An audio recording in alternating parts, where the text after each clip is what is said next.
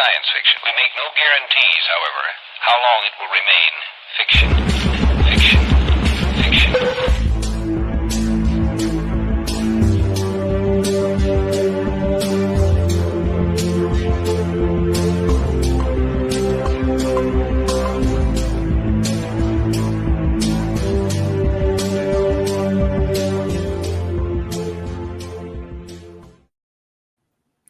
Uncanny salutations to all you cognonauts out there, and welcome to another episode of Exofathom, the show that dares to explore the outside reaches of understanding. I am Nick, and I am with my two lovely co-hosts, as always. Ayla, how are you? I am in an adventurous mood. I feel ready to dare to talk about some topics. So good. I'm good. Perfect. Perfect. And we got Mike here. How's it going, bro? I'm doing all right, but I'm a little worried that I might be a little uncanny. I just settle on the wrong side of that whole chasm. Yes. And yes. To the listeners, if you have no idea what this episode is about, join the club. Right. I'm learning right here with you. All Use is about to learn. You're about to learn something, I hope, at least. How you doing, dude? Not too bad. Not too bad. It is Monday, so start of the work week, but feeling pretty amped about this episode. Pretty confident, so ready to do this thing. Thank you guys so much for listening. We appreciate you so much. And if you feel like it, give us a thumbs up and perhaps a subscription to our YouTube page or on Rumble. We're also on Verbal and Odyssey, and it would really help us out. So check us out there, and we hope that you enjoy this show. So if anybody who doesn't maybe know what the Uncanny Valley is, the first 10 seconds of this episode showed you exactly what the Uncanny Valley is. And when I put the overlay up right before we hit live, we got a visceral reaction from Mike and Ayla. And so I think that parlays right into the conversation that we're about to have. And so my first question to you guys is, what is something that repulses you, if you can think of it? My face. Like every time I look in the mirror, like the mirror cracks a little bit and I jump back and I gotta remember that, geez, I'm that ugly. You're like a Gorgon. Yeah, man, so bad. I startled myself a few times, not gonna lie. There's one time where I really startled myself as well, coding. I walked into the bathroom thinking about the coding problem. And I looked up and I was like, oh, man, this isn't exactly Uncanny Valley. But I looked up and was like, oh, yeah, I have a face. That's what it looks like. Right. Just jump back a bit. Yeah. Yeah. Especially if you've been if you had a really long day and you're tired and kind of disheveled. And you look at yourself in the mirror like, have I been looking like this all day? Shit, I was in polite society. What the hell? Happens all the time when I put just the tiniest touch of eyeliner, immediately some allergen swoops in, and then I'm rubbing my eyes for an hour, and then I look like red-eyed, puffy, like the mascara's dragging. It's not a good look. A hot mess. There you go. A hot mess. Yes. Yeah. So Ayla, is there anything that repulses you? There's a lot that repulses me. Jeez, I'm so sorry you got to look at me. I apologize. No,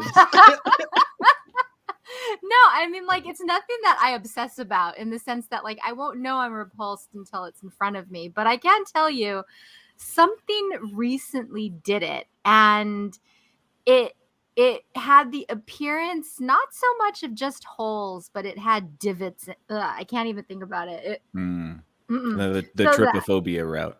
Yeah, and it's funny because I can control the reaction most of the time, but it's definitely there, even somebody was like, what about foam? Look at the foam, Ayla, in the latte. And I looked at it and I was like, I can't unsee that. So lids always. Yeah, that makes sense. There's a lot of things that people probably find kind of repulsive, and we're talking about this weird sort of reaction, right? Repulsion tends to be a very snap reaction, something you kind of have almost a subconscious reaction to. It's not very conscious. It's very visceral almost. And so I could ask you guys, what was wrong with the picture that I showed at the first 10 seconds of this episode? Why did you Well, guys react? personally, I like only reacted because we've never had a human on it on like our little, what do you call it, cue card or whatnot. And I don't know what this show is about, so I was like, why? What is happening? So my response was out of sheer lack of knowing and wanting to be in the know. I wanna Okay, so know. this is interesting, Ayla. So I'm gonna pull this back up. No. Is that human? I mean, at first, isn't it? Ooh, I don't know. She doesn't want to be mean. She Oh, I doesn't don't. know. Human. Yeah, That's slightly off of human. Yes. why? Yes. Okay. Go We back can to bring it. it back. We'll bring it back. Hey, She's Mike, do you So- want to She's explain? got a wide Yeah. chin and she's looking at something. You're The light. this is actually really interesting because the human eye will correct things. So like Right. if you ever notice like certain details about your own face, but other people just kind of glance them over, it's not because they're being polite. More than likely it's because the eye will correct defects that it Wait, picks are up you trying to say subconsciously. this is not a This human? no, it's a robot. You can tell. Look at like Mhm. the neck to like the right side. It's not a shadow. It bulges out a little bit. The Mhm. chin, while wide, it doesn't actually form to a proper chin. And look at like the cheek muscles, and then moving up towards the eyes. The eyes are just A dead Just- giveaway. yeah, they're just slightly off. They're not quite human, and Well, she's maybe wearing it's contacts. the lack of something behind it, but Mm. it's not. The skin looks more plasticky, and the eyes themselves are just a little bit missized. Right. Well, gentlemen, my formative years were in Hollywood, so I saw a lot of people with augmented faces, and I just feel like this is a chick who, has some contacts and needs that She that needs a new chin doctor. That's what you're definition. trying to say. Yeah. She needs a new plastic surgeon if that's a Hey, real human. No, I shouldn't say anymore. I mean, Okay. Well, look, we don't need to be politically correct about it because that is not an actual human. So that's you don't have to how do worry. you how do you know? That's like And a look real, at like the- a published look- robot. And then look at the neck as well. How it like widens out versus just being one straight line sort of thing. Mhm. It's not how necks work.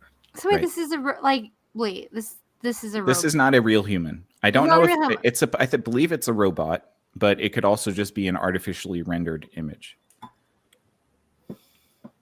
The point think- is, So you didn't That- smile as well. Yeah. And I'm Okay. just picking apart the image. I know. Well, Yeah, and but I was that's gonna perfect. say, I'm glad that you clarified, because for a second there, I thought that that was like a total lizard, and the eye was just correcting so much that like those is it a vase or is it two faces kind of things? And I was just waiting for like something scary to be revealed. So I mean, Right. in some respects, I'm glad that didn't happen. You're Right. so polite. Very polite. Very polite. She's like, "Oh, I don't want to offend this woman." Yeah. It's not a real person, so don't worry I about didn't. it. No. I'm just saying. It's not like there was a huge switch. But I'm curious why Mike had the reaction that he did, because Mhm. like right off the bat, you were like, ah, Oh, because I have robot uh, vision. I'm a robot. Little did you know this, I'm Right. actually just an AI floating, and we can tell our own once we see them. Or you're like a robo Terminator, and like the little. Yeah, the I text popped up. calculated all of this. Those are things wrong with the face. That was exactly. And it's like not human. Move on. I've just had a lot of experience around looking at robots. I guess is the right thing to say. Happy. From academic studies of them, because this was like the Uncanny Valley ends up being maybe like an hour's worth of lecture in introductory like AI classes. Mhm. They want to study it because they don't want you to they want you to know what you're going to get into, and then just exploring like creepypastas and sort of I apologize, sorry, the darker side of the internet. You run into videos of people that make robots in their backyard with artificial faces and artificial like movements and animations, and it's very easy to run into this Uncanny Valley thing. I mean, it's like you can't tell me the Hall of Presidents at Disneyland wasn't a little creepy. Mhm. Right. Well, that was right. absolutely creepy for sure. Right. And so this is what the topic of discussion is tonight, because a lot of people would look at that picture that I posted and look and recoil. Like, that's why I asked what things repulse you, because it's actually a form of repulsion that the uncanny valley elicits. And there are many different reasons, or theoretical reasons for that, because I don't think that we have a solidified answer as to why that reaction occurs. But before I get into a longer explanation of the process and just a little bit of more detail, I wanted to ask you guys before I go any further, what does a normal human look like? And I think that this becomes an important question, because what we're going to be talking about is degrees of humanness, and where, and the uncanny valley being this point in which you're closer to human than a robot, but not close enough to human that you trigger the human empathy. And so that's where the uncanny valley sort of lies. Yeah, and I wonder if so I'll answer your question, but as a preface, I wonder if it comes down to something extremely primal, being able to project shapes that might look close to human or just a face but isn't human, and we find it really disturbing when something gets so close but it's not exactly it, right? Because we're really good at figuring out human faces. And then I think I'm going to give you a real math-esque answer. So like the face works a little bit towards like the golden ratio. Like if you started at your nose, you could spiral out. You'd be able to find out different symmetries, and that's how we find someone attractive if their face is symmetrical, things like that. So I think a normal human looks like, has obviously like a face, two eyes, a nose, and a mouth laid out in the way that we expect them to, but fixed within some ratio of error to the face, to this golden ratio. And once you hit a certain threshold where we hit an error, but it's not like we know this person just has some sort of physical deformity or something like that. It works within those grounds of like deformity to a real life face. And there's some error threshold there where we get disturbed and we repulse from the face. So I think that's what a normal human is. They work within an error of perfect beauty, but they have that structure of a face that we know. Yeah. Plus or minus perfect symmetry, kind of. Yeah. Maybe within a certain parameter of that. Yeah. Ayla, what do you consider a normal human?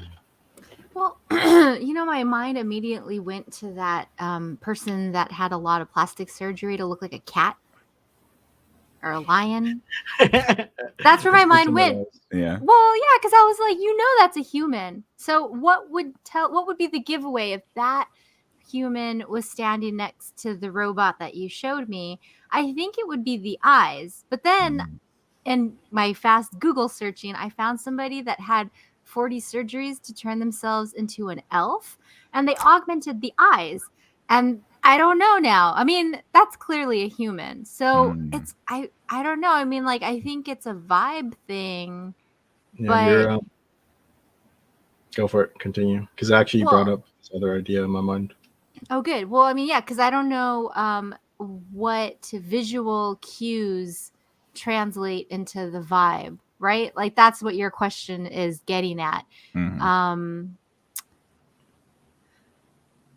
So yeah, I mean, I guess I'm gonna go the Flynn route and be like, I know him when I see him. Yeah, and this is kind of like a very vague, nebulous question for a reason, because locking down those definitions is really difficult. So, Mike, what were you gonna say? There's this whole notion of what's called eigen faces. Whenever you do facial recognition, and you can think of it as the average of all faces in the world. And I think no matter how much plastic surgery you do, you can't break out of that average. So that vibe feeling you get is that you've seen so many faces in your life that now you see this one that just kind of isn't obviously, gone through surgery or something, but it's just it doesn't fit within the model of your understanding of a face. Mm. And that vibe thing kicks in where your instincts go, oh, that's not a human. That's not Right. the thing. I know the Right. thing, and that's not the thing. Right. Yeah. Well, and I would even say, Ayla, to your point about the cat or the person that, does plastic surgery to make themselves into a cat, I would actually consider that falling below the uncanny valley, because, and so this is where I'm trying to kind of dance around, but it's like it's a sweet spot in between, a healthy human and a corpse. And so the uncanny valley is somewhere in between that area. And for robotics, where this kind of originates, and I'll talk about the kind of the producer of this concept in a minute, but for robotics, the argument is that you don't want your robots to look too close to human, because then it falls into this uncanny valley in which elicits repulsion from other humans. Yeah. But if it looks really unhuman, then then we're fine with it. Yeah, think of like Wall-E. We find Right. Wall-E really cute, but Yes. give it some of the most human qualities that we have. Do Right. you if you have go- more examples of the uncanny valley? I mean, there's tons of pictures online that you can look at if you wanted to just take a pop look at that. But most of the time when they're considering it, especially when it first started, it was in robotics. Yeah. So making, robots into sort of humanoid things. And I can just get into this right now. The originator of the concept was called Masahiro Mori. And he was a Japanese roboticist, and he was noted in his pioneering work in the fields of robotics and automation. And let me see, when did he write the Uncanny Valley? Or he did it was an essay in 1970 he published. It was called Bukimi no Tani, which means the Uncanny Valley in Japanese. And the article forwarded the hypothesis that as some robots become more human-like, they appear more familiar until a point is reached at which subtle imperfections of appearance make them look eerie.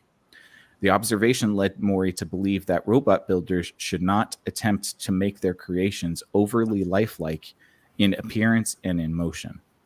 And Mike had mentioned before, too, about the motion thing. Motion actually can also fall into the uncanny valley area, especially when it's coupled with robotics.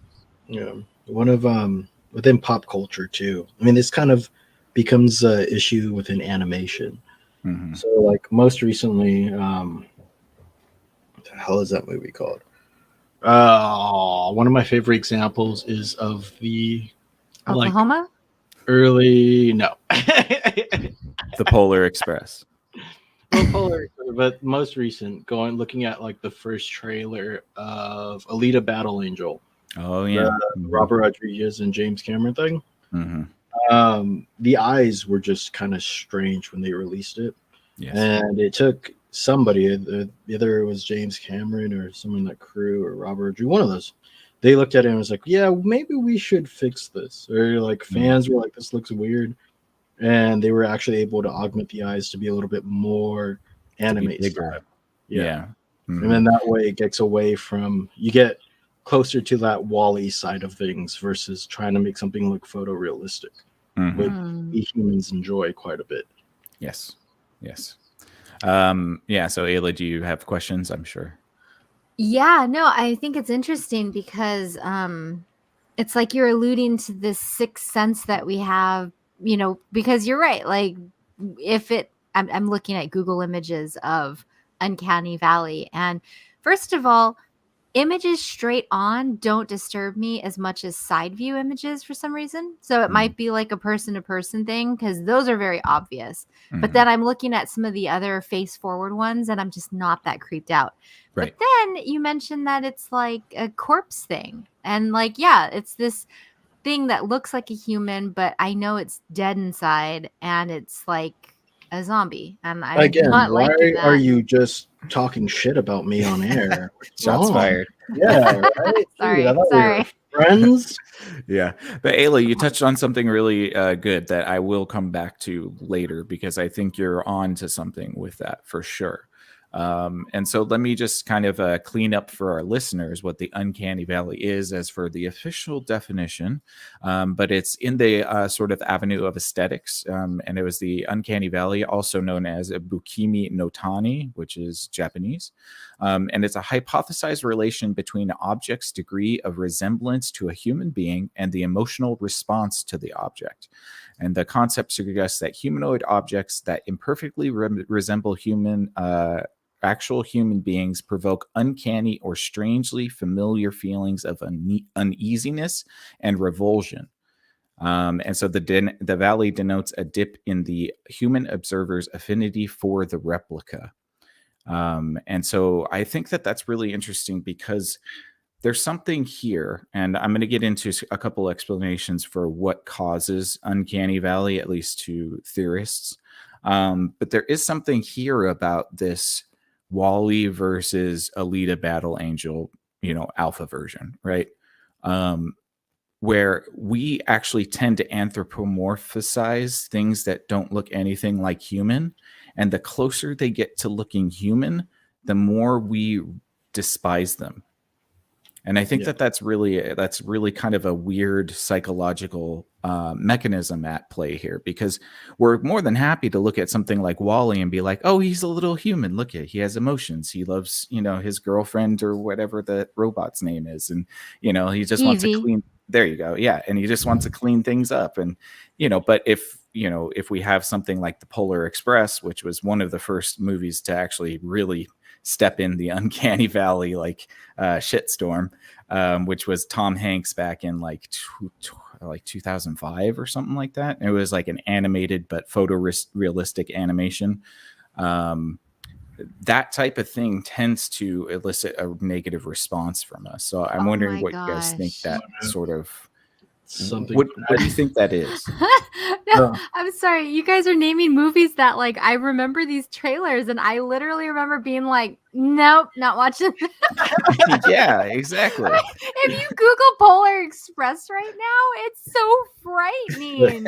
Here's the funny thing too. If you go the opposite direction with your animation, so you do something like a Scanner Darkly. Mm-hmm. Which was rotoscoped, one of the first rotoscope films in a really, really long time, like 180 or 100 years, something like that. You still keep the human quality. You don't end up falling into that uncanny valley because you don't start off with just trying to animate it from some sort of I imagine they either use motion capture or they used some sort of other animating technique, but try to build closer towards that photorealistic versus start off on the other side of the uncanny valley with the photorealism and you try to go backwards. Where it gets really comedic is in video games when the animations are just a little off and they're creepy. That's kind of weird, but at the same time funny because it's a video game. Right. But no, I think it's just our threat detection, trying to figure out who the psychopath is or something like that. Trying to figure out which member of the group just looks a little bit off. Because I've ran into people where people are dead behind the eyes. Right. And they just set you off in a certain way. They set all the alarms off. I think it works on that same internal mechanism. Yes. I would definitely agree with you, and we will touch back on that in just a minute. But before we get back to that concept, because you both, Mike and Ayla, sort of automatically brought that up, which is great because that was my instinct as well. I will give you guys a couple explanations for what science and psychology thinks is happening when it comes to this uncanny valley. Ayla, do you have any clarification that you need before I keep going? Or? Let me hold on. Shuffle those papers around. You're picking through the notes. Yeah. There's also a great early YouTube video. I think it's called "I Feel Beautiful." Yes. Yep. Or the Uncanny Valley. And people for a while thought that was a serial killer's robot with flesh hung over it. Yeah, people thought it was like a person with like a face, like a human face, like mask. Oh. It was very creepy. Yeah. Ayla, anything before we go forward? Or? No. I guess one thing I was thinking about was like, okay, so the trypophobia thing, right? If it was an actual phobia and it caused me to like, significantly impact my life, avoiding instances of this, right? Then I would somehow through various tools, I guess what they have like exposure therapy, there's psychotherapy, there's other like forms of dealing with phobias. But at the heart of a phobia, is it just fear or is it also repulsion? And then at the same time, could we train ourselves to not be afraid and repulsed by these things? Yeah, that's a good question. The Uncanny Valley seems to be something different than just phobia alone. Is repulsion not an element of disgust? Yes. Okay. So then now, you're getting kind of close to because disgust is a very, psychologically speaking, it's a hard thing to overcome, an important thing, but a hard thing to overcome. Mm-hmm. Yeah. So disgust can lead to some really bad roads and social structures. Right. Which would be particularly important for us to know going forward with we'll talk about that in a minute. With robotics. Yes, exactly. Okay, so let me get into some of the explanations. And I just, I read through all of them and I kind of picked out a couple that I thought were interesting. And we'll focus on just two or so. But one of the explanations was mate selection.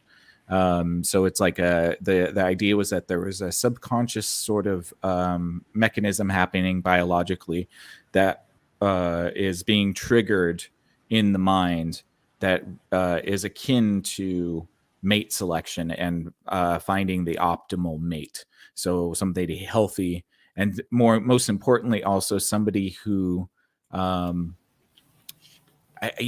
presents themselves as a biological sort of prize. Like you want to mate with the best person, and so you want healthy Charmed. genes, right. and Yeah, absolutely. So there's a biological drive to mate with the most healthy person that you can find. But at the same time, you don't have that like revulsion from somebody who doesn't meet the ideal. Like some of these robots don't look half bad in theory. It's just that you should talk to some of the no-go. women I've tried to talk to. I was about to say that. Yeah. Real fast. Yeah, I've seen women get repulsed just at bars before. Yeah. Yeah, you're only 5'8". I only date guys that are 6'11" and above. Oh, Yes. too short. Get out of here. I only date guys that are 10 feet tall. Make it 20. Yeah. All right. I mean, okay. Yeah. But there's, so that kind of is pretty self-explanatory. But there's also a concept called mortality salience, and this is what humanoid robots remind us of our inevitable death, and so that could be a part of the Uncanny Valley. So it's like this recognition that in seeing a humanoid robot, you can see that would outlast you, and it reminds you of your impermanence in the world. Or maybe on a deeper level. Sorry, Mike. No, go for it. I can hold the idea. I was going to say maybe on a deeper level, it reminds you of your soul, and your soul gets uncomfortable because it's stuck in this meat machine. Maybe it wants to be in a silicone machine. Yes, I think it just wants to be like, I don't know. I don't know. I mean, like parting at Burning Man or something. I don't know what a soul wants, but I do feel like, I mean, you could say it's the soul wants. You could say it's the human looking or like at the making an R&B song or something. Mm-hmm. I do have a guitar. I'll learn my riffs. Yeah. No, maybe it's like that's a really like forward look, because like me, I'm not really repulsed by death. Some can argue that I welcome it a little bit too much. But it does play to those deeper philosophical notions of being a human. And Mm. then as far as the soul thing, maybe it's uh something with the soul seeing something that does not have a soul. Because again, Mhm. like I connect this experience with looking at somebody who is very obviously cold and dead in the eyes, Right.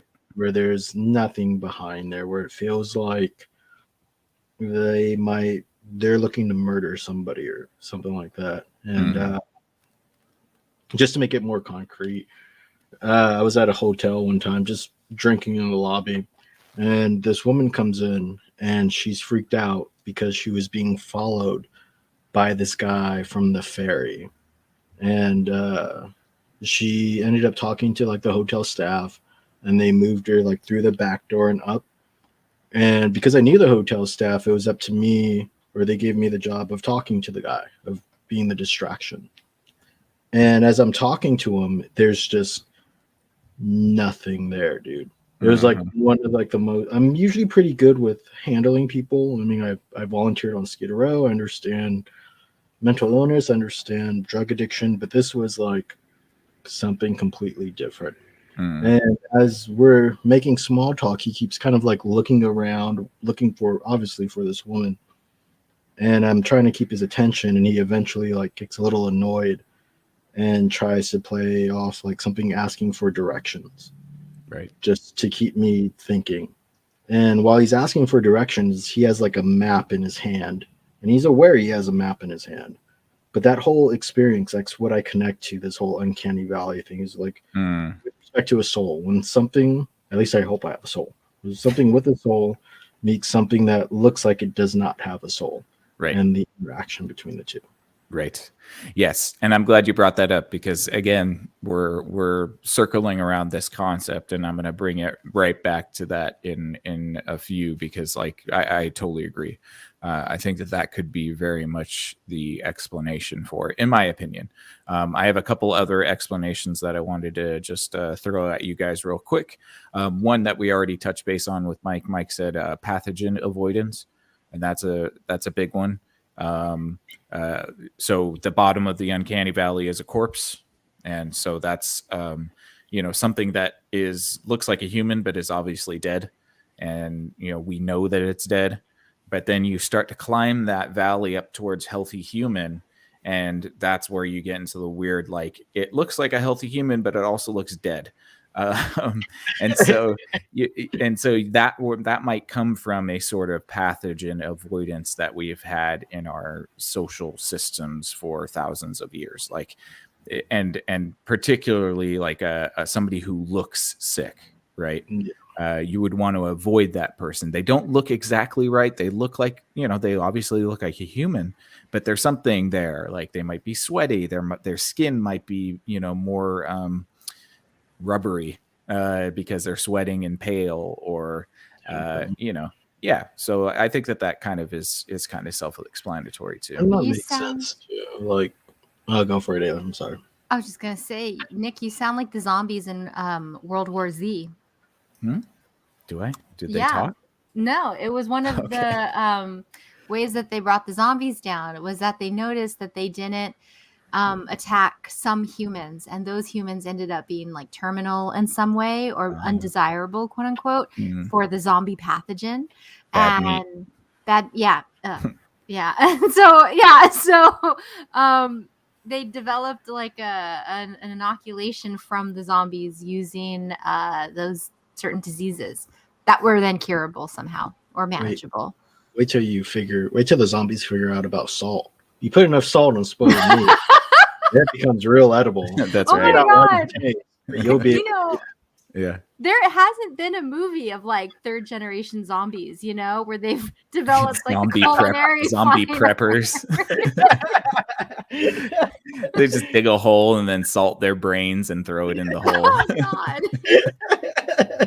Yeah. Well, I guess Santa Clarita Diet tackles Yeah. that just a Yeah. touch. For sure. Good Yeah. job. And like even think about when you're around coworkers that are sick or friends that are sick, and it all of a sudden you don't want to give them a hug, you don't want to shake their hand. There's a little bit of that disgust and repulsion thing happening because it's just your biological system wanting to stay healthy. Right. Oh, I went from class president in the 3rd grade to pariah of the schoolyard from Did you get lice? meningitis. Oh, Meningitis, man. Yeah. Nobody wanted that. Even though you can't transmit it once you're out of the hospital. Duh, gosh. Yeah, but you're sick. I Kids don't know know. that. Yeah. And I'm sure their parents weren't like, yeah, go hang out with that sick girl. No, they specifically said don't hang out with her. Yes. It's not like chicken pox. They're like, oh yeah, go hang out with her. Go have fun. Yeah, go hug. Mm. Now I feel like some solidarity with these robots, Yeah, just a absolutely. tad. You should. Welcome, Those poor things. welcome to the fringe. Welcome to the Yes. pariahs. That's right. Welcome to the fringe. The uncanny cliff. There you go. Hey, Sounds but we're like a going. bar. Yeah, We're finding the Marianas Trench of this uncanny valley. We'll that's get right. There we go. Yeah, and so another explanation that I kind of liked the most was violation of human norms. And it's this concept that if an entity looks sufficiently non-human, its human characteristics are noticeable, generating empathy. However, if the entity looks almost human, it elicits our model of a human other, and it models. Blah, blah, blah, blah, blah. However, if the entity looks almost human, it elicits our model of a human other and its detailed normative expectations. The non-human characteristics are noticeable, giving the human viewer a sense of strangeness. In other words, a robot stuck inside the uncanny valley is no longer judged by the standards of a robot doing a passable job at pretending to be human, but instead judged by the standards of a human doing a terrible job at acting like a normal person. Yeah, so it's a sociopath thing. Yes. That maybe it might be a bug in our minds, but there's I don't know if you've ever played XCOM, but it's a long running PC game series, like a tactical shooter. Basically, aliens invade the planet, and you run like a ragtag resistance group to try to fight them off. That's combined from all the rogues' forces. Blah blah blah. But there's a unit in it known as the Tall Men. And they look sort of human. They're supposed to be like the recon unit for the aliens, but it's really tall and have slightly bigger eyes. And it's still so like disturbing. Right. And that might be a good thing for us where, if we ever come across some sort of biological being that can maybe look close to human, but not exactly human, but still threaten us, we might want to detect that. Right. Yeah. And we kind of see them as like, you're a human doing a terrible job at being a normal human. What is wrong with you? Yeah. There's something off. Yeah, there's something off. The alarm bells go off. Yeah. Absolutely. Yeah, humans kind of can be dicks for sure. This also kind of touches a little bit on the concept in philosophy of verisimilitude, which I just wanted to touch really quickly. One, because it's one of my favorite words, which pops in my head all the damn time. You took my favorite word, dude. Damn. Sorry. Okay. So rude. I'm gonna get that tattooed, so it's my word. Like you two are like a couple or something. I know, right? It's almost like we live together. That's strange. Day in, day out for like 3 years. This pandemic. No, we don't talk about the real world on this show. Sorry. No. We are just annoying each other in each other's spheres. Stealing each other's words.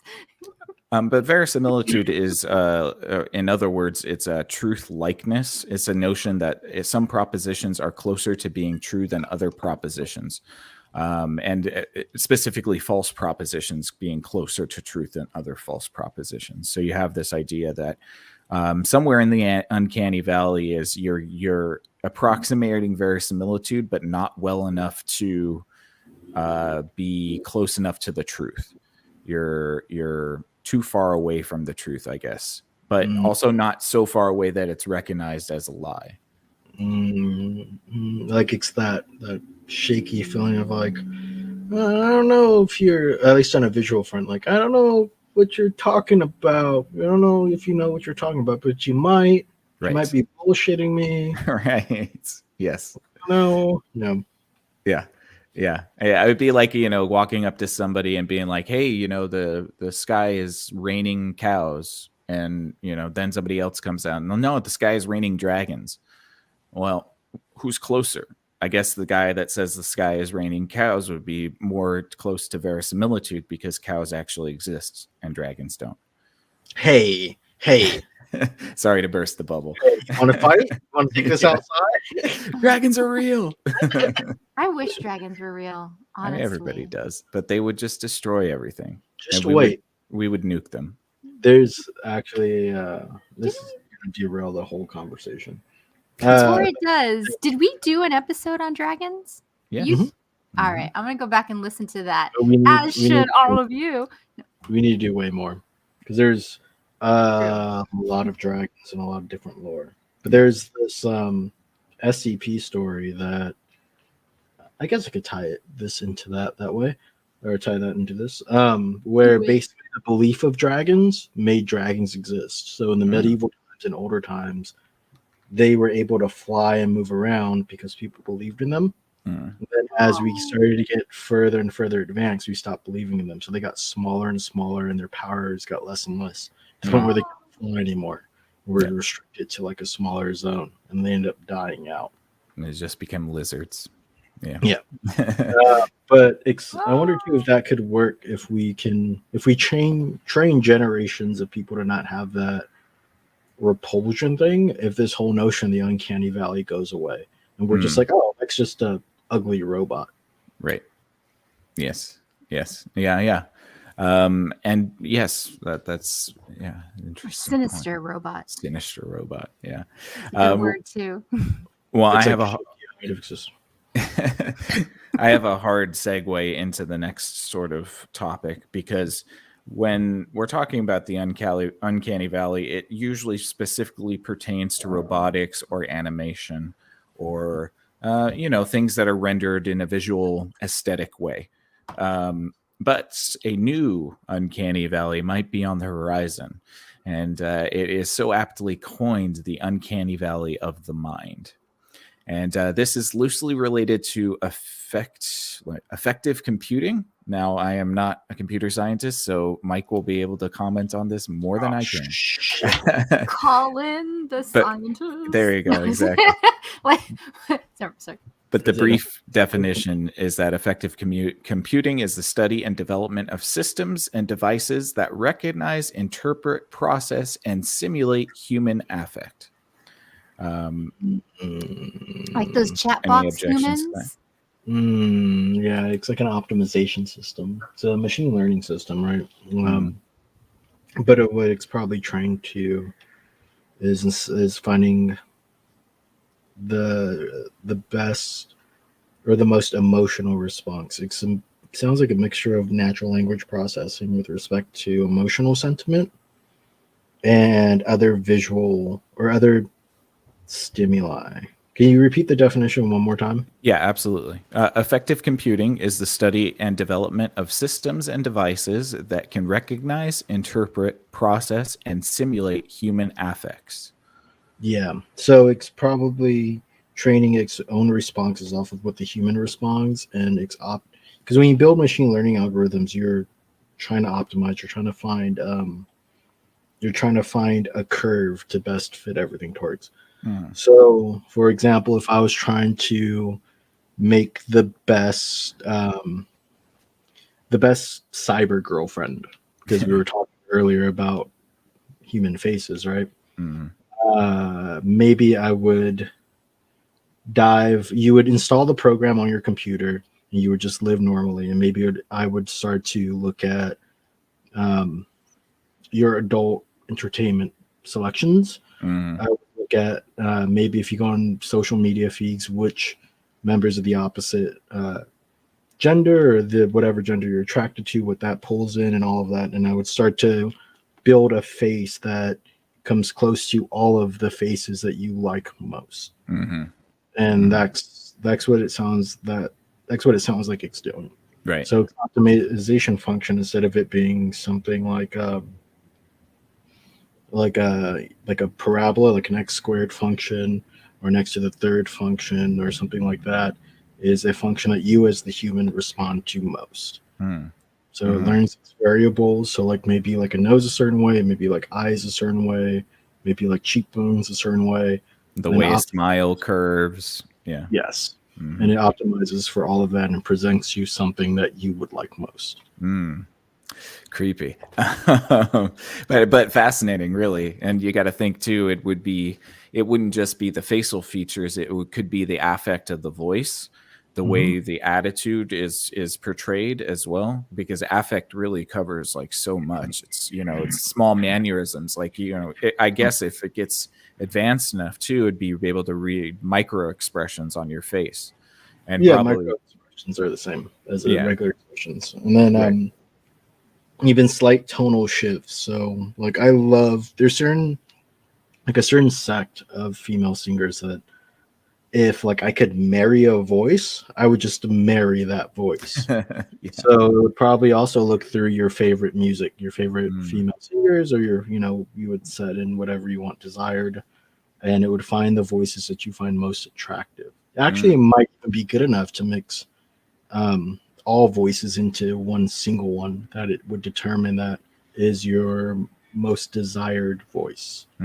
Yeah, something that's completely new. Yeah. Yeah.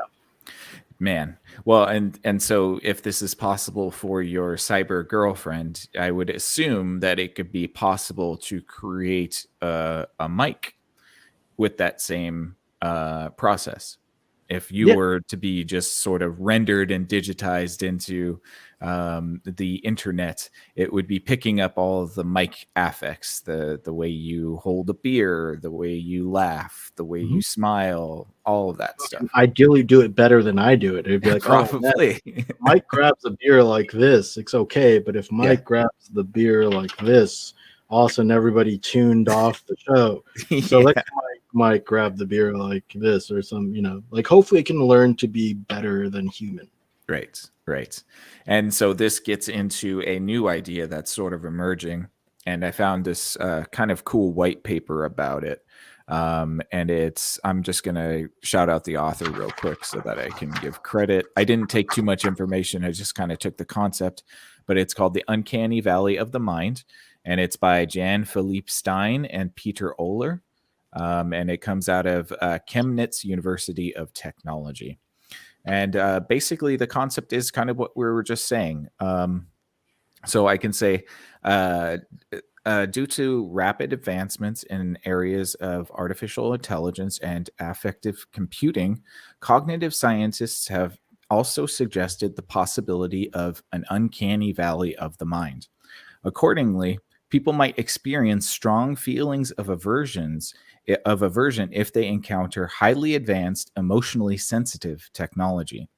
Among the possible explanations for this phenomenon, both a perceived loss of human uniqueness and expectations of immediate physical harm are discussed by contemporary research.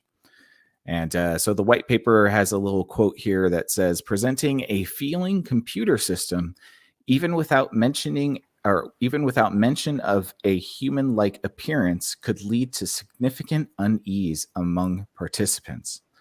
And this was where I'm talking about this uncanniness of the mind, and it sort of bleeds into also this concept of digital twins. And so if we couple this effective computing, like Mike says, building this dream girl, and we sort of say, okay, let's build Super Mike, the Mike that is the optimization of all Mikeness. And then we digitize that mic, which it would already be digital anyways. And then we couple that avatar with all of Mike's search history, all of Mike's metrics, all of Mike's information, locations, metadata, everything. You marry those two together and you have what's called a human digital twin. And that is something that is starting to rise as we speak, especially with things like the metaverse that we're talking about now, these digital spaces starting to build avatars of you and copying you into the digital space. My twin is such a hedonist. I mean, Well, I mean, yeah, there's no consequences for him. He can do whatever he wants. funny as you were talking about this, the other thing that actually, the way that we see this in pop culture that crossed my mind, which was actually really interesting, is within the MCU series, looking at Iron Man and the relationship between him and Jarvis and Yes. him and his robots. Mhm. That's an uncanny valley of the mind that actually crosses it, because those Jarvis definitely has little elements of that Tony Stark character, because Yes. even Vision does too. But Vision becomes a better version of Tony Stark because he becomes worthy enough to lift the hammer. So this Mhm. might be like the notion of the perfect digital twin Yes. with playing out within art. Right. Absolutely. Yeah. And so this prospect of the digital twins kind of being created right now as we speak through this conversation. Metadata is being collected about us. All of our devices collect data about us. And eventually, when we start to render our physical avatars through effective computing and all of that stuff, we will actually have a digital me. You know what I mean? And so there's a danger in that, right? Because at some point that too will hit the uncanny valley. And so No, definitely. you don't think it will? No, it depends on what it interacts with. If it interacts with other digital twins, then maybe not. If it interacts with humans, then I think there's a high probability it will. Because, for example, like I don't know why, just maybe due to just like muscular skeletal shit, I lean a certain way all the time. Yes. And my head always tilts in a certain direction. Right. So if it fixes that, right, like if I'm all of a sudden have perfect posture all the time, Right. and I interact with you, all of a sudden your brain might be like, oh, that's not Mike. There's something a little, if he doesn't have that little bit of a head lean in one direction or another. Right. So like there's going to have to be some sort of sensitivity towards body language, especially when interacting with humans. But how creepy if it did. If it did what? If it did have that little subtle nuance that was so Mike, but not freaking Mike. Well, that would be the goal, right? To have the nuance perfectly, but it needs to climb up to that point. And along that process, there might be some uncanniness. Like, say this show right now. What if Mike was a digital version of himself? I don't physically see him. I'm not in the physical space as him. This could be a digital twin of Mike. And, like that's kind of the prospect that we're talking about here. Yeah. And even closer comes to deep faking. So, for example, I see you and I hear Ayla. Ayla's a lot easier to deep fake right now because it's just a voice. Right. Nick is maybe a little bit harder because it's video and it's streaming, and streaming is a fancy word for very short video. So like, I'm seeing the video within maybe 5 to second spurts, but you can definitely produce something that does that where you're not actually Nick. You could be Keelan, you could be Dijon, you could be Ayla, but through technology, it kind of gets your look out. But because of your body posture in different shapes, it may not actually, I may start to pick up that it's not you. Right. And then all the signals go off.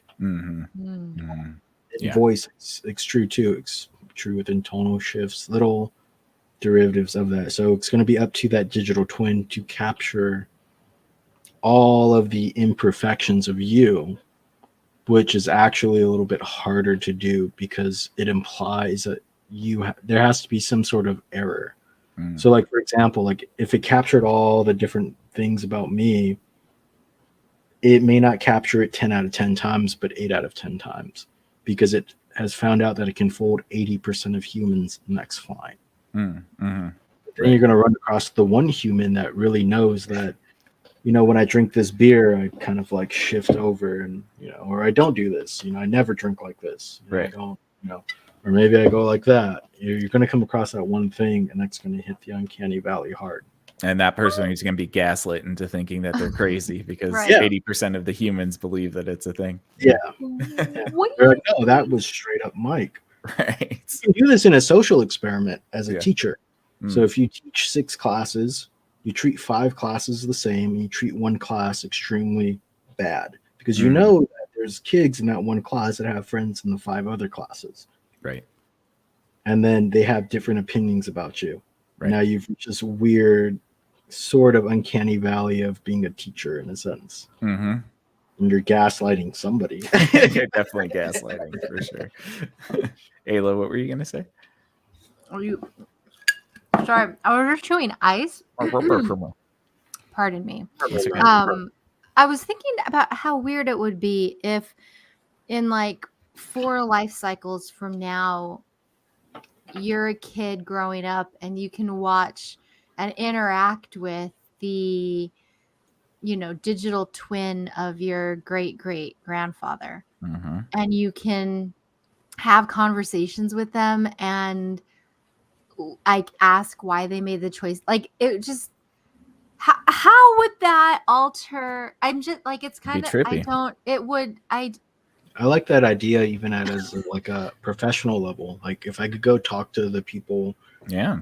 like mentors, I could go talk to the computer science space, go talk to Dijkstra, if we go talk to Turing, Mm-hmm. talk to Ada Lovelace, if we go talk to any of them and get their digital twin and an actual representation of them that carries them past that uncanny valley, I'd be happy as all hell. That'd be great. I mean that we kind of unlocked a sense of immortality, at least. Maybe not an essence immortality. I guess that's probably Hyper, better. Yeah. a hyper immortality? A hyper reality immortality. Yeah. Yeah. Because I like that. That's a band name for sure. of course, there's going to be some bugs. Like in Star Wars, in the Old Republic, you come across holocrons from people that have long passed, and it's just the memories of the teachings that they had built into a computer program that can talk. And I think this is basically what we're talking about here with this sort of digital twin. Yeah, yeah, big time for sure. Ayla, do you have anything else you want to add? Yeah, no, I'm Brain just going thinking weird? too, because if you're developing, right, let's say you have a digital twin. Okay, but God, okay, at what age would it be static? Because couldn't you have a digital twin as you grow up, and then let's say you made a bad decision at 7, and then now you're like 35 and you're like, why the hell did I do that? And then you talk to your 7-year-old, they're like digital twin, and then it tells you like what's up and why you make crazy decisions, or I don't know, like how would that affect the human psyche and the way that we live and regard ourselves and each other and life? And like, I'm just spinning out. That's a Black Mirror episode. Yeah. If like you can see the optimized version of yourself, like if for example, if I didn't dump my high school sweetheart at a certain age, and I could capture the digital twin that never did that, and then through optimization and machine learning algorithms see a digital twin's life that lived that future, you're now crossed over into like Dark Mirror and then projecting, because there's no guarantee that that future would actually happen. But It's yeah, also kind of like tapping into the multi-world theory. yeah, you're tapping into the multiverse, and there's no guarantee that your digital twin, like your digital twin and her digital twin, may end up happily ever after, or my digital twin and her digital twin may end up happily ever after. There's no guarantee that the actual human element would do the same thing, because we don't know how to program free will yet. We don't know how to we don't know how to judge when it's the best thing to take the errored path. Right. And you see this But most in chess. And like chess AI, they always take these crazy engine lines, and there are certain human elements where you can make a suboptimal move and then later in the game make a more than optimal move because you set up that suboptimal move due to certain game theory. And until like that's always a thing that's going to have to be programmed in.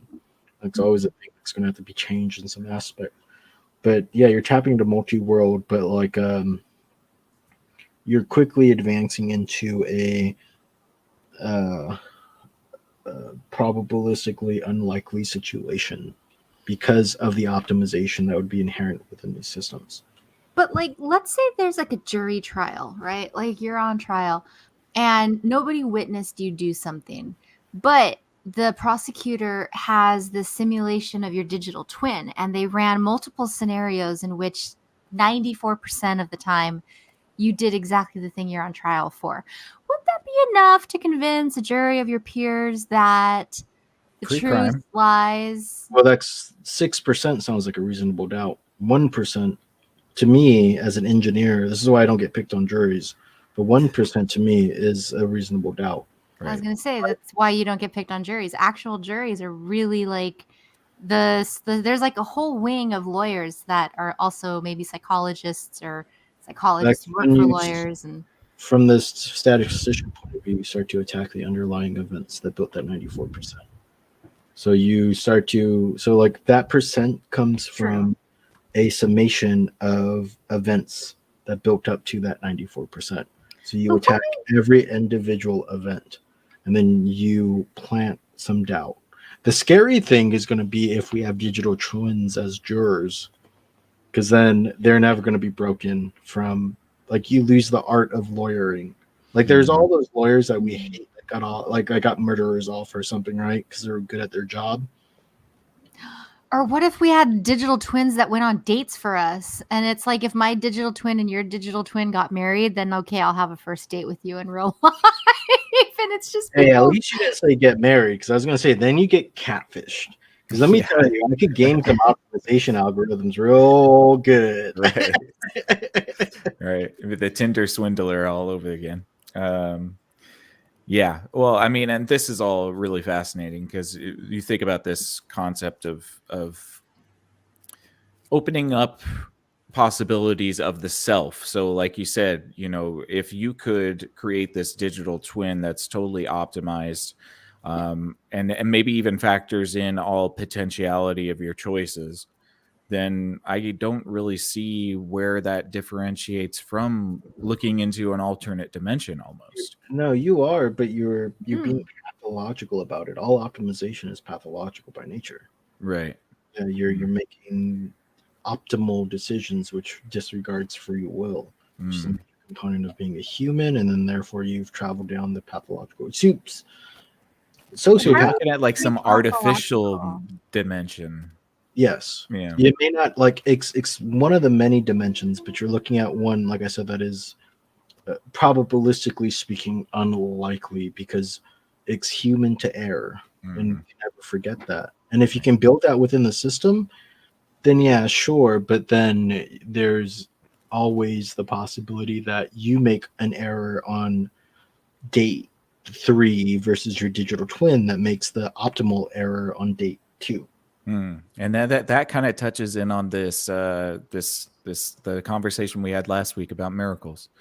It's that very small probability or that chance. It's like that 1 in a million thing. Whereas, yeah, if you were able to factor in human error, and say you were able to create a truly authentic digital twin of yourself, you could run a myriad of simulations about a decision. But you're right. There's always that miracle of the human connection. And it's that thing where it's like against all odds, against all probabilities, you went and did the thing that was not factored in.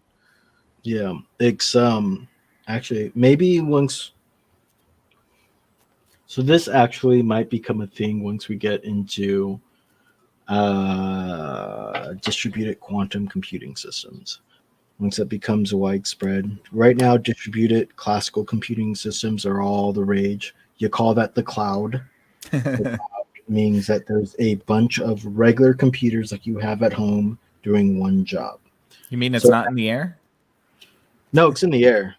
Dude, trust Just me. kidding. Half my job is filling up hot air balloons that look like clouds underneath, Yeah. and then Nice. we push them up into the sky. And Well, they're that's where all the servers are. Okay. Gotcha. files are in the cloud. They're in the cloud. Literally in the cloud. But once we get to a point where we can have multiple quantum computers doing the same task, then maybe we could start to approach this notion of computing all realities where you get dates 2 and 3, and you can have a digital twin that adjusts to every possible environment. Hmm. But until then, because arguably a miracle, all a miracle is a path down the unlikely path down a certain thing. But until then, I don't see where a digital twin will make all the decisions you will, because you have free will. So Right. we as humans have free will. And there may even be things like I talked about this whole uncanny valley thing being a bug within sentient beings. You can't really account for a bug because you're only computing all known realities, and Hmm. a bug implies an unknown reality. Right. Yeah, I'm sorry, I'm just traveling down this No, like that's good. I'm glad that you're kind of spelling this out on the tech side of it, because it is really like, we could talk about all of the sort of softer ideas, but like this is something that the technology is not there yet, but it doesn't mean that it Mm, can't it can't happen. yeah, and like it's just the thing is like the notion of a digital twin will be a different sentient being. It'll be like a digital, exactly as it says, a digital twin. It'll make its Yeah. own decisions Right. and may understand your decisions because it has that computational power. But that's even assuming you're allowed all of the computational space to do it. So, for example, like right now in cloud computing, you have this thing called spot computing, where if you want to pay less money, you get access to a certain amount of computers for a time. Mm. But let's say I need your computers to run my process. So I need to process my digital twin. You're not allowed. Right. If you paid for the spot computing, guess what? Your digital twin's erased. Then we get into Drop mortality. Yeah, to get into my digital twin. So that implies then that even within the quantum realm, even if you can compute everything at in it's called O of one in complexity, but if you can compute everything instantly, no matter how many different realities you have. So imagine instead of exploring each reality one at a time, you explored all realities at one time, right? Mm-hmm. So even if you have that, you still have to feed that back to your agent and have that decide something. So which means it's going to have to pick a certain one reality, which Right. implies that there's going to be pruning or reality deletions of all these alternate realities at some level. So it's going to have to choose one. And So you're in that telling me the first quantum computer is going to like create a universal genocide every time it makes a decision? it might, yeah, it's going to have to destroy a whole bunch of universes to pick. Right. It doesn't have a choice. Yeah. Right. Right? Well, Like, even if you quantify all universes down to a single number, it's still going to pick the maximum number or minimum number, depending on your optimization, hmm. which means it doesn't actually visit all the other universes. Hmm. So you're still stuck within, as far as actually computing everything goes, you're still going to be stuck in that one realm, even if it could see all possibilities. And this is what happens in chess. This is why, like, if you take the current chess world champion, Magnus Carlsen, you take the most advanced chess engine, something like a Stockfish or a Leela, you'll find that Magnus might make suboptimal moves, but that's because he's seeing something further advanced. Hmm. And these chess engines are always making the most optimal move, so they don't explore certain paths. So they don't explore a suboptimal path because it cuts it off right there. Right. So, like within this digital twin example, let's say you made one mistake, but you didn't find out that that mistake made your digital twin grow into a better digital twin. Hmm. It cuts it off right at the mistake. It doesn't actually explore that reality. Right. It's Right. short-sighted, you mean? Yes, and probably due to public quantum computing infrastructure, which I can see happening now because of current public classical computing cloud infrastructure, you're going to have to computer scientists are going to have to optimize for that, and you're not going to get a true result. Right. Whew. Well, man. Sorry to just go. No, that's good. Like sprint through the weeds. Yeah, just gave us a crash course in advanced computing. Cool. No, I appreciate that, man. Like, thank you for adding to it. Definitely No, I enriches find the this conversation. I find this really fast, especially affective computing especially now in post-pandemic times, we can call this, sure. But it wouldn't be. I could see like personal digital twins becoming like pets of the future. So like instead of having a dog or a cat, you just have an AI system that's your pet you can hang out with, and it talks to you and does stuff, you know. I can see it. The gigapets of the future. Yeah.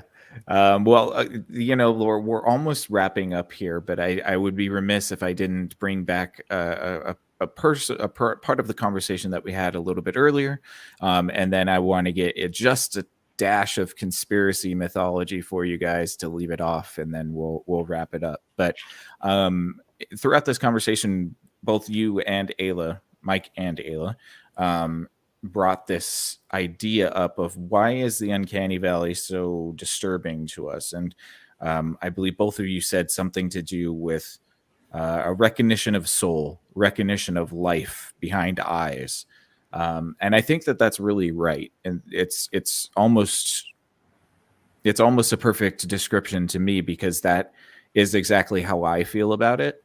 And that led me to this concept, and I'm sure you guys have heard this before, but maybe our audience has not. But it's the theory of mind. Have you guys heard of this, Ayla? You might need to flesh it out a bit more. There's a lot of theories in mind. No, I know. What is that song that goes mind, soul, and body? Like a K-Rock song? Oh, I have no idea. The Disney movie Soul? No. We don't watch Disney movies after the Renaissance period in these parts. There you go, right?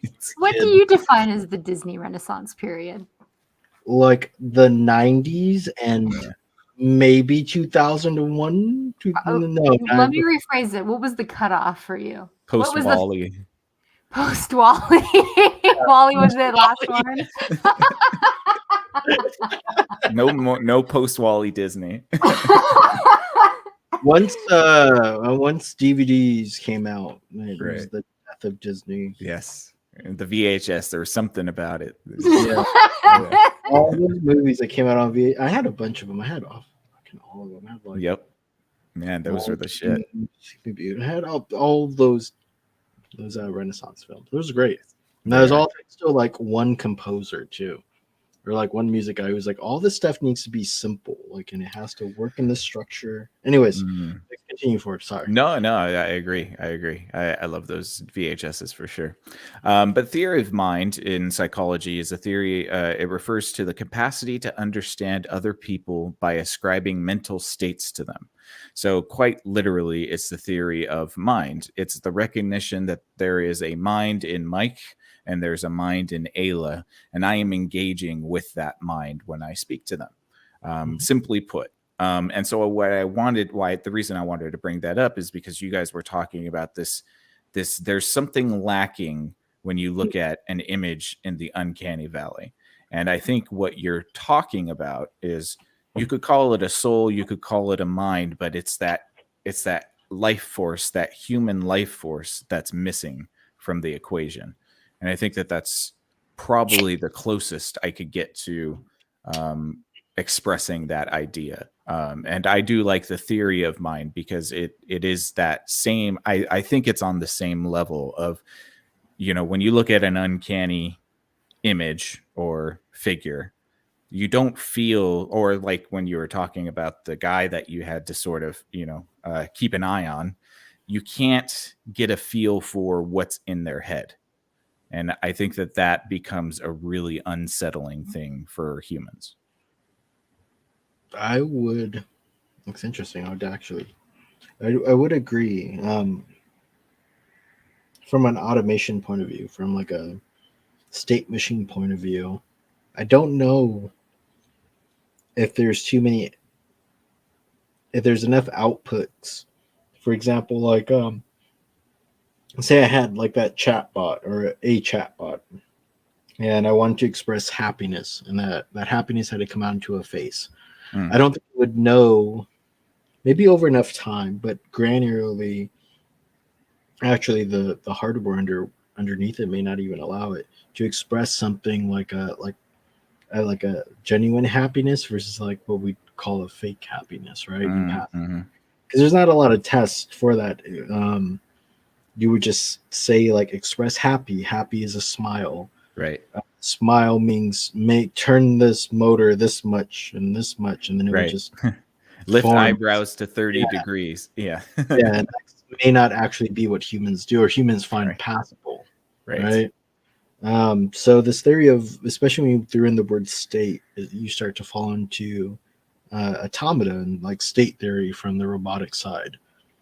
And it makes sense where you end up reaching a undefined state with respect to humans, but a defined state within robotics. So the robot might be like, yeah, I'm smiling, I'm happy, but it's not understanding that the humans that are observing it find it disturbing. Right. It's not, doesn't.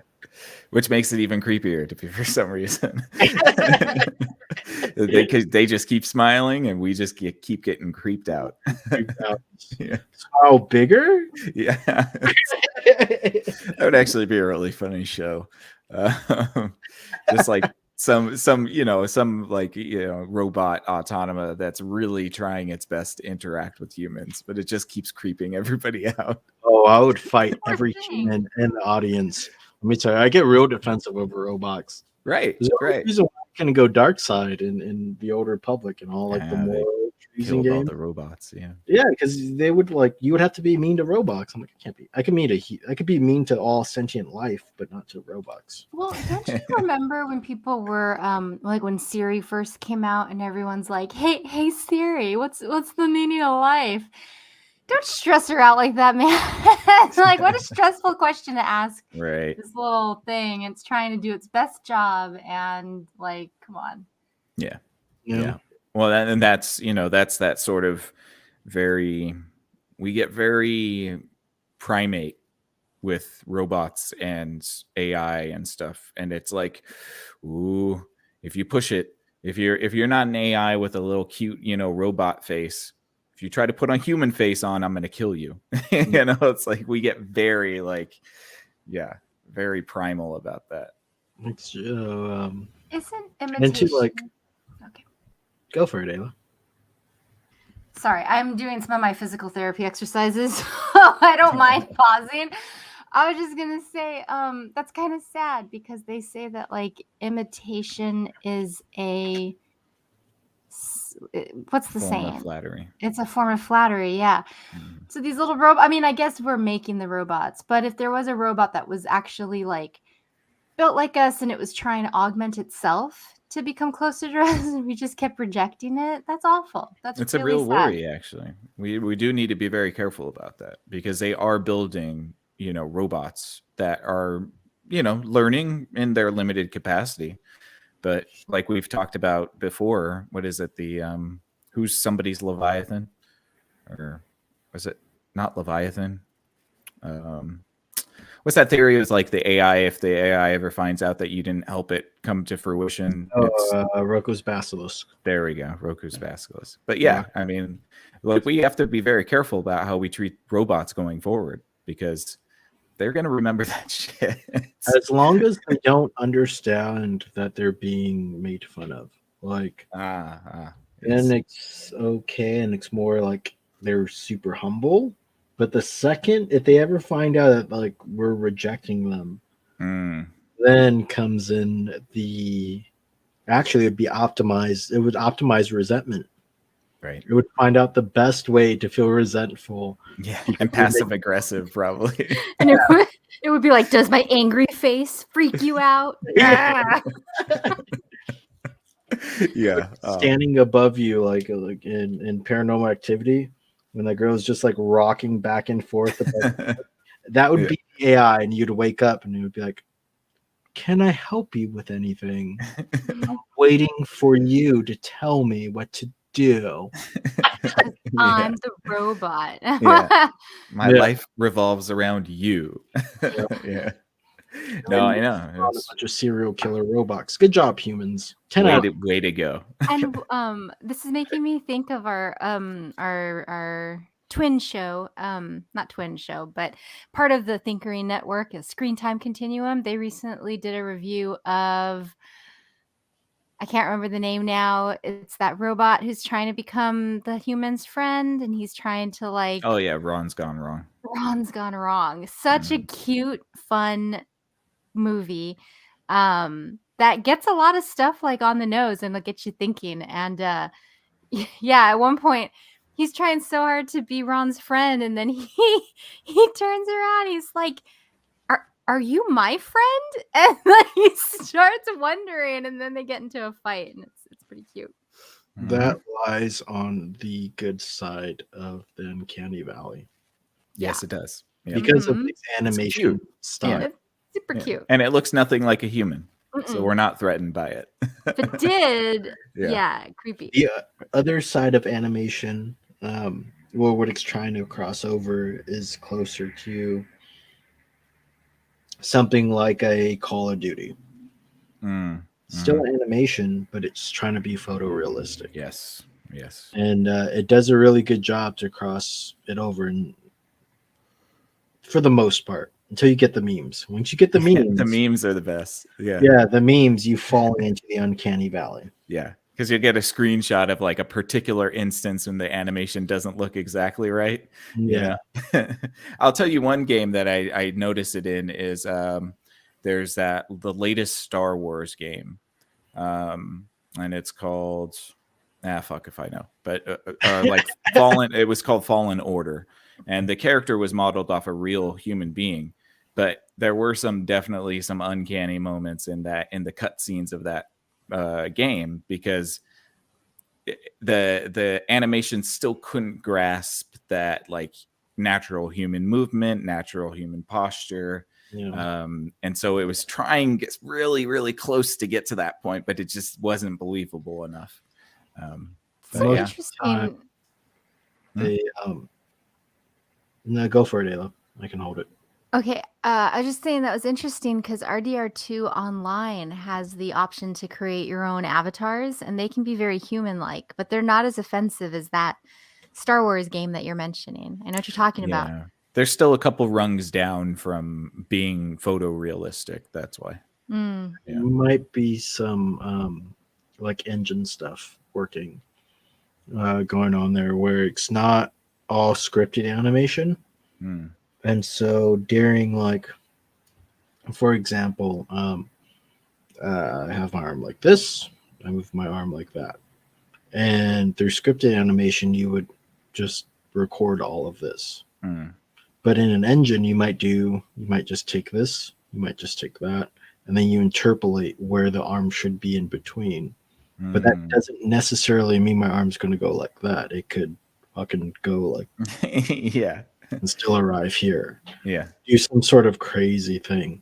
Within spaces, it may work like that because it becomes more memory efficient to do that. From here to here, you have to hold some data. Right. But if you just hold this and this, you don't. And if you could calculate everything, it's usually known as some sort of interpolation. Then you don't have to hold this data. You just hold this, you just hold that, and then you calculate everything in between. Which in animating can lead to some really like unexpected funny things. They do it. Yeah. They'll do it a lot with I believe with like voice acting. Well, they just take syllables and then they'll understand the words that are trying to be said, and then they'll change the sounds as it goes forward. So it's sort of like an AI sound.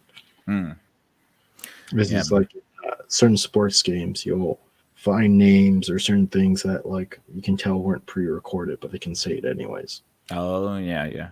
They did that with Joe Rogan, right?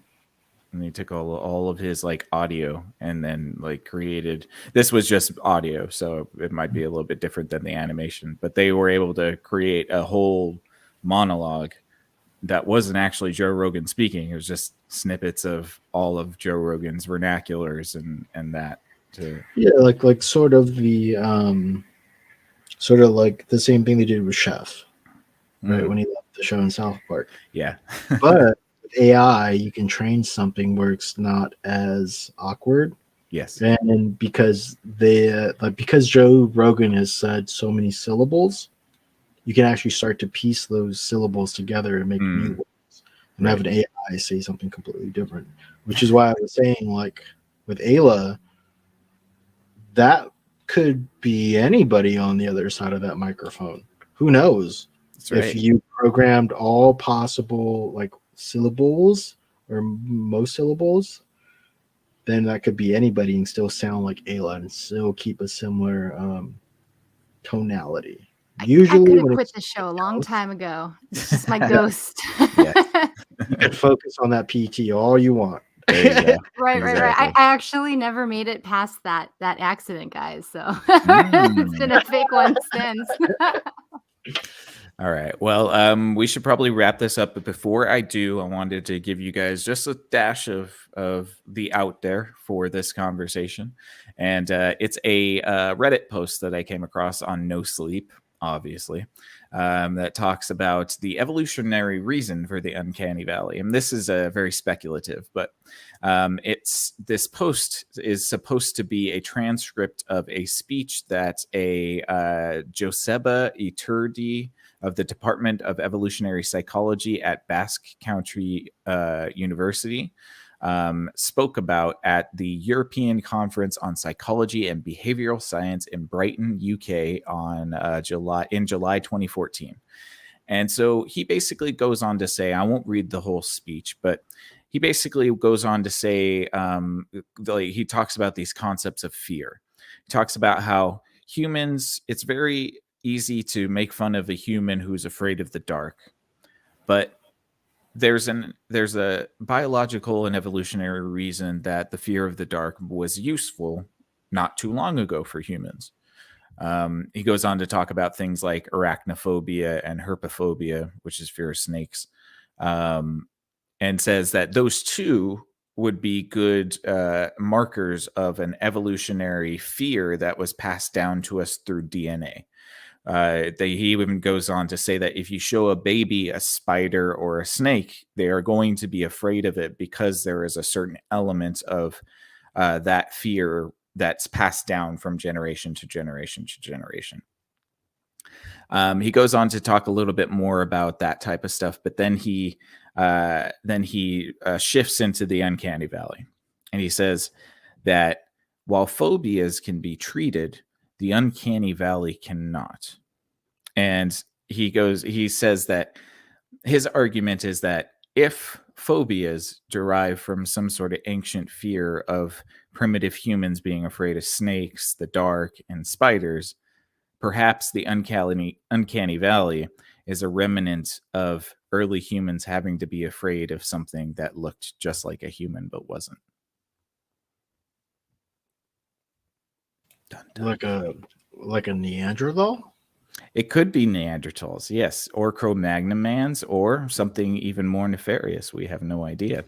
But that reptilians that are turning the frogs gay. Yes, exactly. That's where I was going with this. The reptile, the lizard people. But no, I mean, and of course, this is a No Sleep Reddit post, so I can't verify it, but it was kind of an interesting concept to me. Like, could the Uncanny Valley, that repulsion, that sort of fear, be a remnant of a time gone where we had to be wary of entities that looked close to human? Sure, but anything that's encoded within genetic memory can be decoded over long enough evolutionary cycles. Right. That's fair enough. And I do believe that he says in the speech that he talks about that over time, that entity would get better at disguising itself as a human in order to avoid that uncanny thing. Like I would just want them to come. Like my thing is like if they can shapeshift, then just shapeshift. Like I don't. Nobody gives a shit. We got big. We got to pay rent. I got other Yeah. things to do than worry about your. We got World War III on the doorstep. Damn it. Yeah, I don't care about no damn shapeshifters. And in all honesty, I'd rather have that diversity conversation versus this diversity conversation. You know, 'cause Yeah, that's actually might be poignant. You know, of being like, no, you should be accepting of otherworldly creatures. Mm, But then that brings in the whole thing of like, can they read minds? Can they not? Can they control minds? If they can read minds, then you have to set up a whole bunch of different privacy laws and mm. law enforcement, which I can see where if you're like a shape-shifting alien that can control minds, you Just may be not want too to. messy. Yeah. Well, you just may not want to like let people know you can control their mind because then they get all angry at you. Right. Right. I did try to find this in mythology and stuff, and there was actually a long list of humanoid monsters that share traits of human, human traits. Sorry, but also different types of traits. And the closest thing I could think of or I could find about this was the mythology of the changeling. And the changeling, in particular, in Irish and sort of the Britain folklore, which is that changelings are fairies. So basically, a fairy will go to a mother who just had a child and steal the baby and replace the baby with the changeling. And so, and then that changeling, huh? What happens to the baby? The fairy takes the baby away and then gives you a changeling. Yeah, but Which what? is not. What I don't know what happens to the baby. They eat the babies, I think, maybe. the babies? It's like this gets close to Halo lore.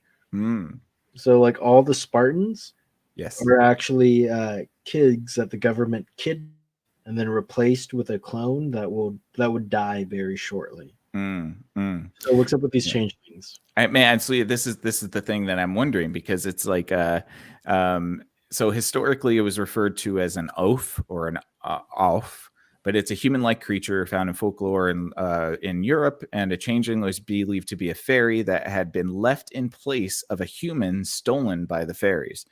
And changelings are typically identifiable via a number of traits. In Irish legend, a fairy child may appear sickly and will not grow to the size of a normal child. It may be notable, or it may have notable characteristics such as a beard or long teeth. But that gets into that uncanniness. So just describing me, is this what you're doing? A beard, you don't have long teeth. Or a robot? What's happening? Yeah. So they might have a beard or long teeth, but they also may display a certain level of intelligence far beyond their apparent years, and possess as well uncanny insight. And a common way that changelings could be identified, a common way that a changeling could identify itself is through displaying unusual behaviors when it thinks it's alone. And so basically in the sort of European folklore, fairies like to prey on unexpected mothers. They also like to prey on women too. So they might actually steal the women and replace them with a changeling. But what's funny about this is that the changeling's qualia and entity is like never really described as what they are. They just look like the thing that they left. So it's almost like this weird doppelganger that's like is part fairy but also not a fairy, because it looks like the thing that it was replaced by. Does it ever say if the changeling knows it's a changeling, or is it sort of like yes, so it's a human? So sometimes they live life as humans, but more often than not, as the child is supposed to grow, you find out, once they're like 3, that they might be a changeling, and they grow a beard and have long teeth, then you might have a changeling on your hands. I gotta go, y'all. Catch y'all later. But I did like that little subtlety of the long teeth thing, because that did remind me of the Uncanny Valley, because that would be one indication, I think, to me that something might be amiss, because there is sort of a range of acceptable teeth size. And if you have something that has longer than acceptable teeth, then you might be like, this isn't human. the hell is this thing? You're right. Like it plays along the same lines of other like horror myths, like vampires, Yes. right? Like vampires look human and all of that, unless you see them fly into the room as a bat or something. Yeah. Until they like show their teeth. Mm-hmm. And then you see the like the long two canines or whatever, you see the long teeth. Mm-hmm. And then that tells you that spurs the deep fear in you. Like even think about Nosferatu, right? Yeah. The image that it jumps to is close to human, but it's not human. Right. It is kind of uncanny, to be honest. Nosferatu is an ugly motherfucker. For our listeners, if you don't know, that's one of the iconic films from way back then. Probably the first horror film, one can argue. Yeah. But it's a vampire movie, and it just looks so hideous. You get repulsion because it's close to human, but not really. Yeah, absolutely. All right, Ayla, you got anything? You've been very quiet over there. I'm wrapping this bitch up. Yeah, no, wrap it up. Okay. Sorry, this is one of those episodes where I got drunk and just kept talking. I apologize. No, Chatty it's all Cathy good. over there. Are you sure you're not I appreciate changeling? I'm just glad that I'm going to start to hold a knife and like go to sleep to make sure you humans don't come after me. That's right. That's right. Just make sure that nobody's looking. But yeah, I'm glad that you guys, that we could have this as more engaging. I thought it was going to be a lot shorter than it was, so I'm glad that we were able to get to the full hour and a half. There's a lot to explore this from like the comp sci point of view. Yes, I'm sure. Once you get into like understanding globalization, like I said, like 80% of humans understand you, so you don't have to do that extra 20%. You get into minimum and or local minimum and global maximums type ideas, this min-max thing and global localization. And it seems that most AI falls in, or most robotics falls into this, a local maximum that's actually a global minimum with respect to passing as a human being. So it thinks it's passing, but in reality, it's the most disturbing thing ever. Yeah. And that's nightmare fuel. Yeah, because there's something within the learning system that's so broken that it's reading it as reading a negative as a positive, or reading positive as a negative. Yeah. Where it's like smile, and the smile is just just a little bit too big. Yeah. Or no, just like the Kubrick smile, like the head's tilted down, just. Oh yeah. Just, you see the cheeks curl up. Yeah, and you're like, what the hell am I looking at? Yeah. Super creepy. Yeah.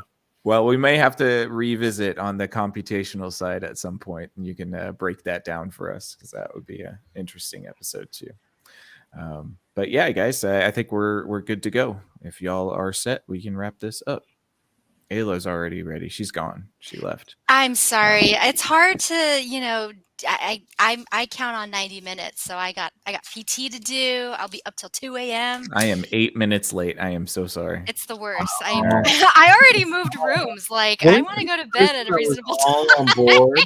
You're all on board with like time doesn't exist. It's just yeah. I am on board. That's why I changed rooms. Y'all can talk all night. I literally will be doing PT for another 2 hours, so just don't mind me.